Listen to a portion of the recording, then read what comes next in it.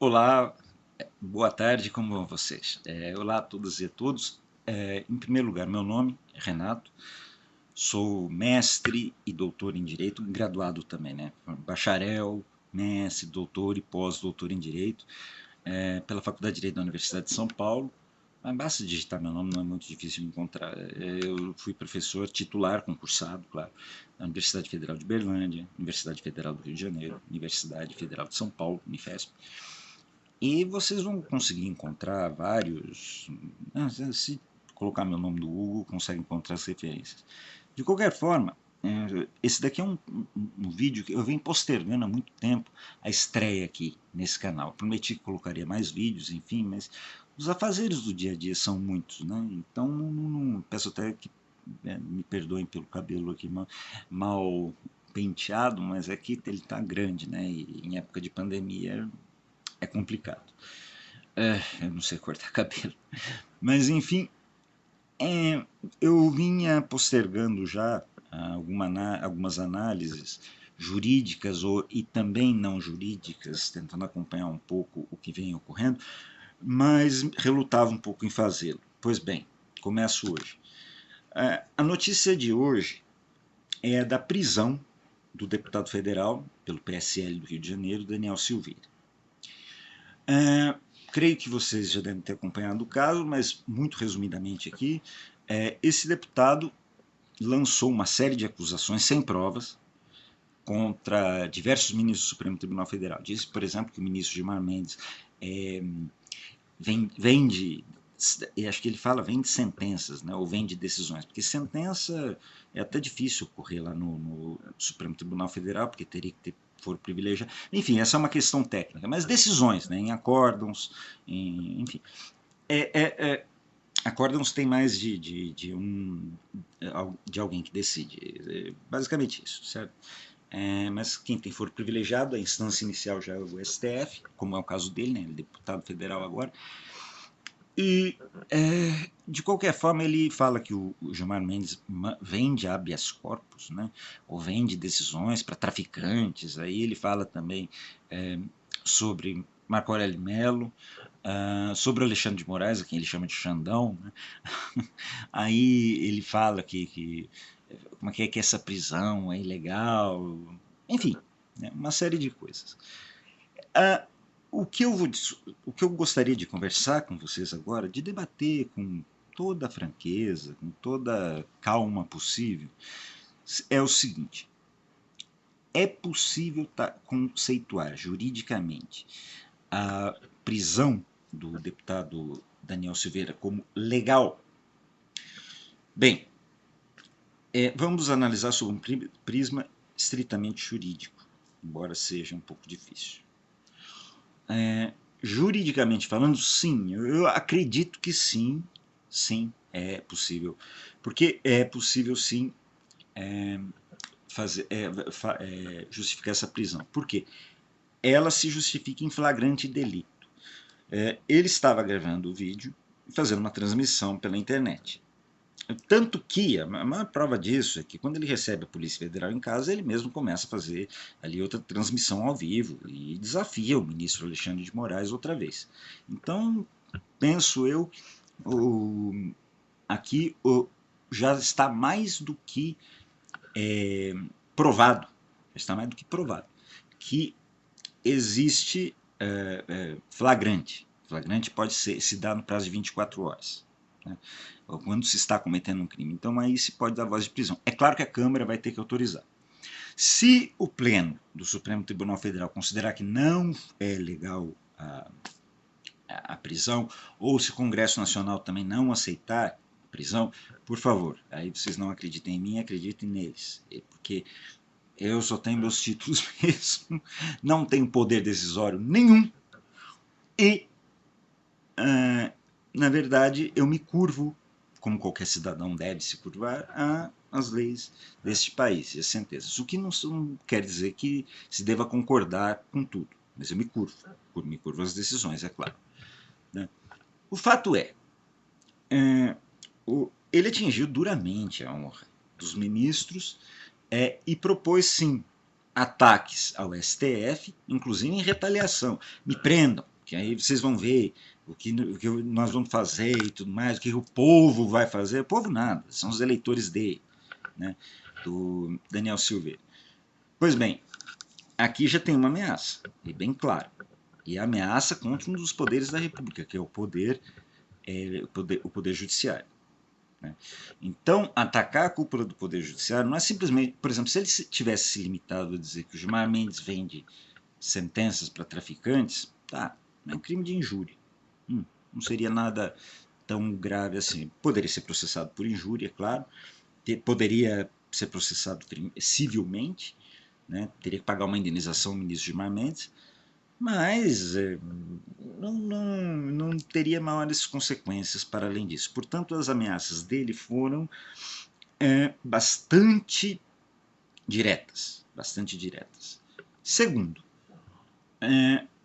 esse deputado, em outras ocasiões, ele já defendeu, por exemplo, a volta do AI-5, do estado de exceção.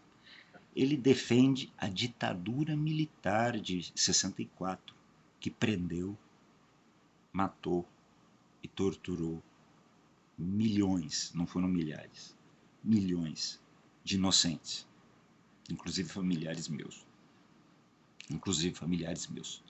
Que não tem bolsa ditadura porcaria nenhuma, que tem documentação muito farta de que foram violentados, e me espanta, mas me espanta muito, que esse deputado, que defendeu sempre a volta da ditadura, agora peça habeas corpus ao Supremo. Meu filho, quem defende ditadura não tem direito de pedir habeas corpus para o Supremo, porque enquanto o AI-5 esteve em vigência, não havia direito ao habeas corpus. Não havia direito ao habeas corpus. Você era julgado sumariamente, ou morto, torturado. Foi isso que aconteceu com parentes meus, parentes próximos. Porque nós sentimos a dor até hoje. Já são, em alguns casos, já são mais de 50 anos, e isso continua. Eu nem era nascido, mas tem a minha mãe, tem a minha família, eu sei o quanto isso foi doído. Só quem nunca passou por isso sabe. Aí vai falar, não, mas era só não matar, era só não roubar. Não. Era o simples direito de discordar. Ninguém participava de guerrilha armada. Aliás, isso consta até na ficha deles, no DOPS. Eles foram torturados, aliás, por um grande ídolo do bolsonarismo, Carlos Alberto Brilhante Ustra, em conjunto ali com o delegado Sérgio Paranhos Fleury. Alguém, se quiserem saber quem era essa dupla aí, procurem, pesquisem. É revoltante. Entendeu? Aplicar ácido lisérgico em uma pessoa já idosa, um familiar meu. Ácido lisérgico para ver se confessava, mas confessar o quê? Não tinha nada para ser confessado. Essa pessoa, que é um familiar próximo a mim, isso foi em 1971, naquela época o presidente era o Médici, né? Mas se perguntasse quem era o presidente da República, eu saberia responder hoje. Ele Emílio Garrastazu Médici. Se perguntasse para esse familiar meu, ele não saberia dizer. Agora, se perguntasse quem era o Papa à época, ele saberia, Paulo VI, acabou. Né? Então, é um absurdo. Ele está defendendo, olha, ele está colhendo o que plantou. Não quer ditadura? Muito bem. Só que agora não peça habeas corpus. Responda como na ditadura. Vamos lá. Esse daqui, aí vocês vão falar, mas você está incitando a violência. Não estou incitando a violência, coisa nenhuma. Estou sendo irônico. Ele não queria ditadura? Pois então, ditadura é isso. Ditadura, ele xingou membros do Supremo. Né? É uma parte dos poderes. Quem xingasse membro do Poder Judiciário, Legislativo ou Executivo na época da ditadura, era morto. Não tinha habeas corpus, não. Não tinha nada disso. Não tinha essa frescura, como ele diz. Né? Não tinha essa coisa de soltar a bandidagem. Não, a bandidagem ia ser morta mesmo. Que tal, hein? Bom, é muito bom falar da ditadura em tempos de democracia. Agora, o contrário já não dá, né? se nós estivéssemos ainda com a vigência do AI-5, eu queria ver, senhor deputado Daniel Silveira, o que o senhor ia fazer? Hã? Não teria recurso a nada, a mídia não daria cobertura alguma, o senhor seria um desaparecido. Só isso. Ou então, alguns anos depois, achariam seu corpo, ou o senhor seria tão torturado que o senhor ficaria maluco. Seria isso. Agora, eu não tenho nada contra, pessoalmente, né? Pessoalmente eu não tenho nada contra o deputado. Creio que essa análise pela Câmara, assim como pelo STF, é óbvio que nós estamos falando aqui de fake news, nós estamos falando de agressões assim bastante duras aos ministros, e isso daqui resvala num ponto que pode ser perigoso. Por exemplo, parte da esquerda. Ah, tá, eu sou de esquerda, viu? Eu sou de esquerda. Não estou tentando aqui me fazer dizendo, não, eu sou de esquerda. Ponto. Está claríssimo isso, certo? Então vamos lá. Essa discussão pode ser um pouco prejudicial para várias questões. Exemplo, quando o MST invade alguma propriedade, ainda que improdutiva, porque quando isso é que as pessoas da direita não conseguem entender. Cristo do céu. Olha, quando o MST invade uma propriedade que é produtiva, que eu sou o primeiro, estou aí com vocês para defender o direito à propriedade, certo? Se a propriedade ela tem plantio de milho, ela tem criação de gado, ela tem seja lá o que for, ela dá empregos e tudo mais, eu sou o primeiro, me chame, eu vou aí defender com vocês o direito de propriedade, expulsar o MST do lugar. Agora, se o MST invade uma propriedade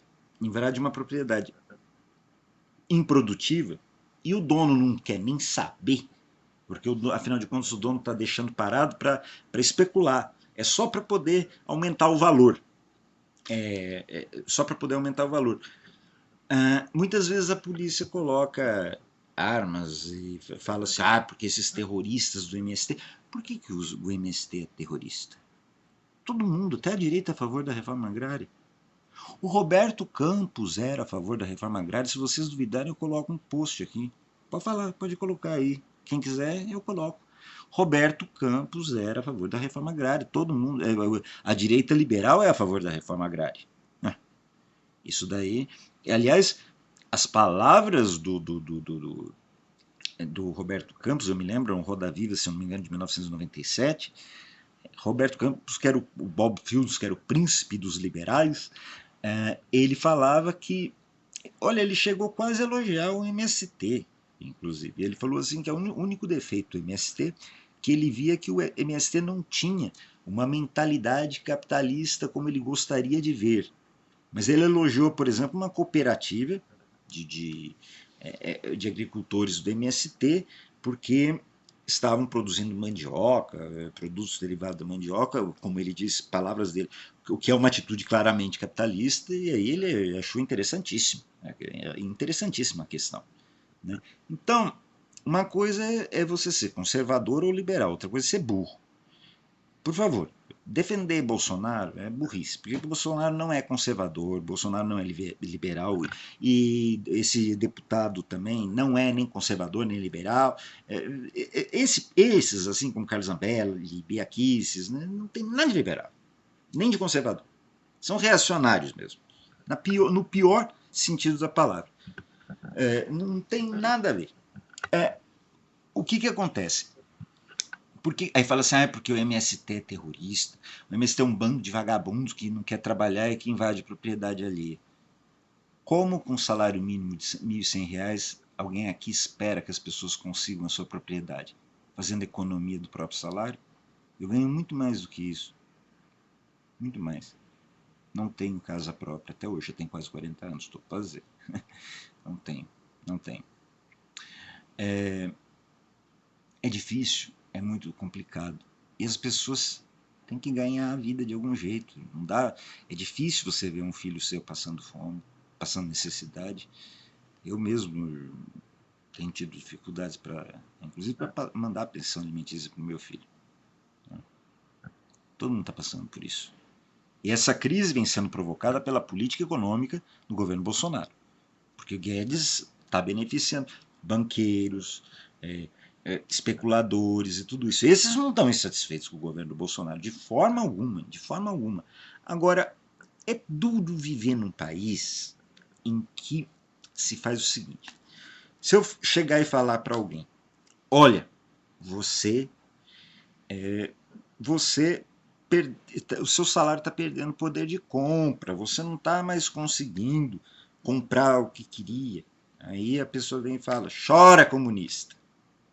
Eu falo, olha, se o seu salário continuar assim, você vai daqui a pouquinho tá embaixo da ponte com a sua família inteira. E mais, não vai poder se aposentar por conta dessa reforma previdenciária que foi aprovada. Aí fala, chora, Petralha. E essa é a resposta. Né? Eu falo assim, olha, por que o Bolsonaro cometeu os seguintes crimes de responsabilidade? Né? Aí pode-se fazer uma lista completa, né? Inclusive do oxigênio na Amazônia, colocar a cloroquina canetada lá ali no tal do tratamento precoce do coronavírus. Alguém vai me responder, chora mais, esquerdalha, deixa o homem governar. Como assim deixa o homem governar? O que eu mais quero é que o Bolsonaro governe. O problema é que ele é tão, desculpem, ele é tão burro, ele é tão limitado intelectualmente que ele não consegue governar. A Câmara sempre apoiou o Bolsonaro, os projetos do Bolsonaro. O Senado sempre apoiou os projetos do Bolsonaro. Todos os poderes contribuem para que o Bolsonaro possa governar. Mas ele fica colocando a culpa nos outros, que ele não consegue. Ah, não, e ele é especialista em fazer isso. Não estão me deixando governar, não estão me deixando governar. Ah, por favor, não, ele não consegue governar porque é incompetente mesmo. É por isso. É o governo mais incompetente que existe, e com o ministério mais incompetente que existe, e o pior de tudo, todo mundo aqui sabe disso. Todo mundo sabe. Porque quem viveu o governo Fernando Henrique Cardoso tinha problemas? Tinha, muitos. Eram incompetentes muitas vezes, frequentemente. Mas nem se compara a isso. Governo Lula, vocês viveram? Foi bom? Foi. Mas tinha defeitos? Vários. Inúmeros. Tinha problemas? Era o que mais tinha. Foi incompetente em diversas áreas? Foi. Mas muito incompetente. Da Dilma, idem. Foi mais incompetente. Só que nenhum chegou aos pés do que é o governo de Jair Messias Bolsonaro. Esse é o inepto mesmo. Esse é o inepto. Ele e a equipe inteirinha dele. Não salva um. Não tem nem ninguém. Não tem ninguém ali que salva. Ninguém. Então, olha, fica difícil. Fica difícil mesmo defender um governo desse. Se vocês querem abrir mão de pensão de vocês, de direito à aposentadoria, querem abrir mão de direitos trabalhistas, querem abrir mão de uma reforma tributária justa, enfim, tá certíssimo. Então vocês têm que continuar apoiando o Bolsonaro mesmo, tá certo. Tá? Se vocês são a favor de repressão policial, né, contra o MST é muito fácil. Agora, e quando é contra vocês? É isso que vocês estão sentindo aí no caso do Daniel Silveira. E a esquerda teme até um precedente quanto aos movimentos sociais. Não, eu não temo esse precedente, não. Eu não temo, sinceramente. Porque uma coisa é o seguinte, quando se abusa, o MST ele não é santo, ele pode abusar também, claro que ele pode. E aí ele tem que ser coibido, com os meios legais para tanto. Ou então pode-se, claro, de forma pacífica, negociar a saída deles. Mesma coisa se aplica aí a esse deputado Daniel Silveira. Se a Câmara vai entender dessa forma, não sei. Se o plenário do Supremo Tribunal Federal, do STF, vai entender dessa forma, não sei. Mas deixo aqui como final para reflexão uma questão interessante que me chamou muita atenção. Teve um momento em que o deputado Daniel Silveira, para quem viu os vídeos, ele já foi retirado, mas tente pesquisar nos vídeos, quando ele vai falar sobre o ministro Fachin, ele começa até a insinuar sobre o tamanho do membro da genitália do ministro Fachin, e ele quer dizer ele dá a entender que a dele é maior. Bom, em primeiro lugar, eu não sei como é que ele sabe o tamanho piu-piu, enfim, do membro do Fachin. Não sei como é que ele sabe, como é que ele descobriu isso. Não sei como é que ele pode apostar que o dele é maior e, honestamente, prefiro nem ver esse tipo de comparação. Mas, por que eu estou citando esse fato? Porque é pitoresco até, chega a ser engraçado. Mas, por quê? Me expliquem, por que tudo, ou quase todo bolsominion, tem essa tara, tem esse tipo de tara? Em falar sobre sexo, em falar sobre homossexualidade, em falar sobre pênis, vagina. É uma coisa tão enrustida.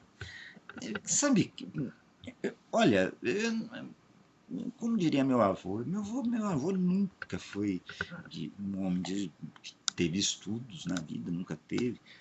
Ele não tinha nenhuma opinião formada acerca de questões da homossexualidade, mas ele dizia uma frase que é muito interessante. E olha que ele nunca leu Freud, nem ouviu falar, nem nada disso. Ele falava assim, olha, quem não se garante tem muito medo. Quem não se garante tem muito medo. Creio, e ele dizia, com outras palavras, não vou me lembrar agora, que assim, se uma pessoa fica tocando muito nesse tema, né, desconfie. Tem alguma coisa esquisita por trás disso, porque quem é seguro de si mesmo não fica o tempo todo falando o que é ou o que deixa de ser. Bom, fica essa reflexão final para vocês. E vamos nos mantendo aqui conectados nesses vídeos. Diariamente, vou tentar, juro que vou tentar postar um vídeo, ou então, dependendo de como for o dia, postar 2, 3 no mesmo dia. Mas, por favor, assine aqui e entre no canal, tá bem? Obrigado pela atenção, minha gente. Um abraço, falou, tchau.